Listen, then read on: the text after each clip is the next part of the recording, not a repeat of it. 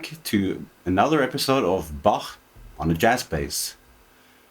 We left off last time at the midway point in the Courante. We have the same musical ideas as in the first part. So we have an upbeat and a downbeat, and then we have two bass notes. Da da boom boom ba da da da da da di boom boom ba da da da da da dum. So we try to differentiate between them. I'm viewing them essentially as two separate parts. We have a melody part, and then a bass part, and then the melody part again, and then the bass part, and then the melody part. So together that should sound something like.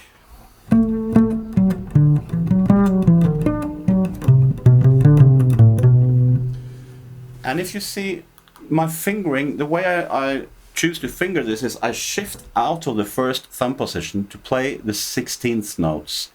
And this is to reach the top D without shifting for it, so I can go.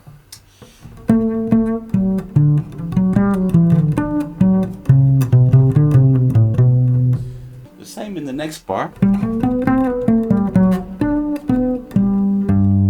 I use the open G for the low G.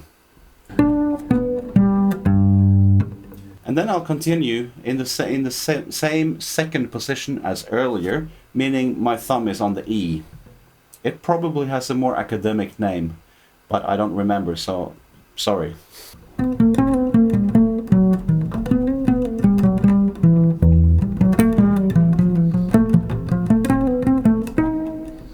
And again, I have the accents on this last 16th in these groups in this edition. I'm not going to do those. I'm going to try to phrase it from the downbeats to keep the rhythm going, flowing constant.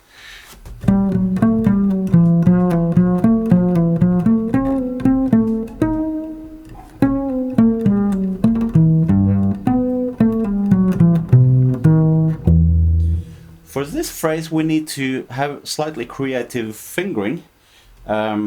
Coming from the D sharp on the top there. I shift down to the second finger on the C. End up with the thumb on the A. And then I change to the third finger on the G. And then the thumb on the D sharp. Before an open G, and I can shift into the first thumb position.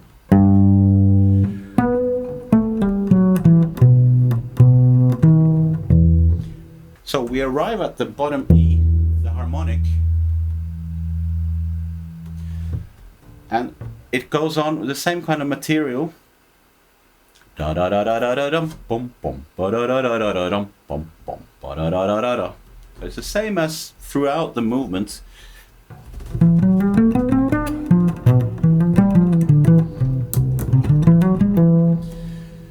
And for these, again, I start them with the thumb on the E to get to the top D.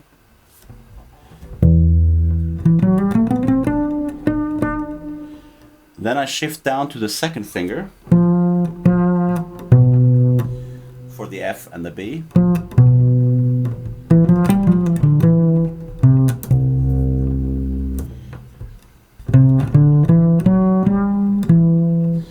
And in this passage, I'm starting on the D string because we play the low C. And then I make a shift for the F sharp to arrive with the thumb on the E. And then I use the second finger on the C sharp, the third on the G, and the thumb on the top A. And I try to make that chord ring.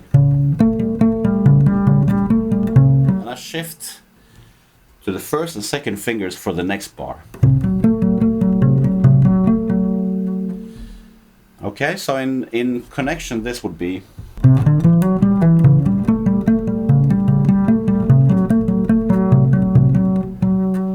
Then we need to shift down. I get an open G.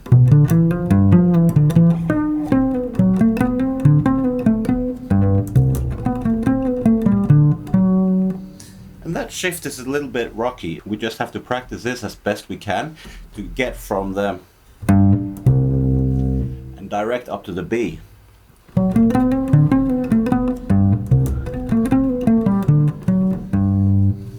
then it's a series of hammer-ons. I have tried this a couple of different ways. The obvious first choice is to keep this in the same position and then move up with the left hand.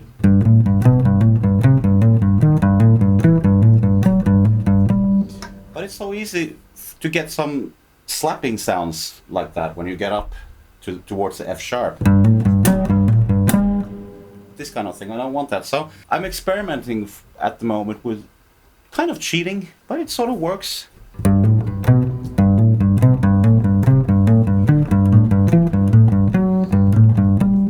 So I shift out of here once I pass the D.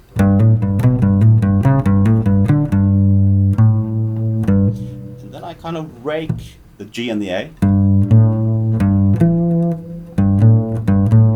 That gives it a legato feel.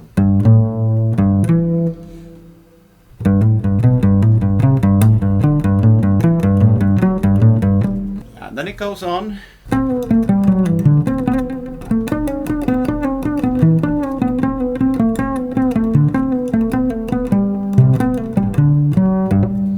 The ending is nothing new, it's the same kind of fingering. I'm moving the thumb down in the same kind of way as the other examples we've discussed. I'll do it slowly.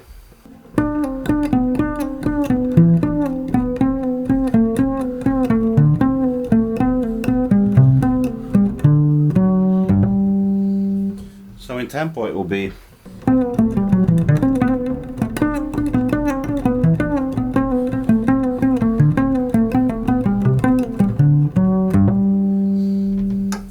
I'll try to play through that in the second half in approximate tempo.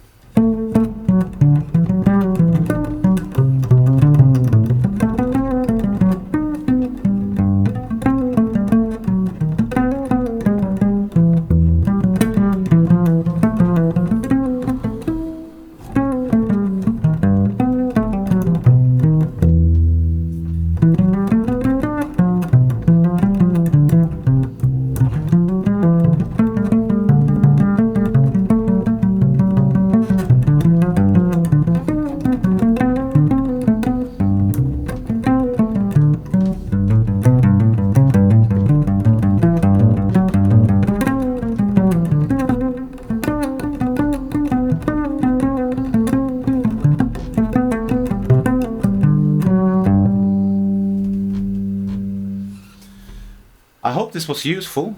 Next week we'll be tackling some slower material in the saraband. Please remember to subscribe and invite your friends into our channel. And best of luck with all your music. See you next week.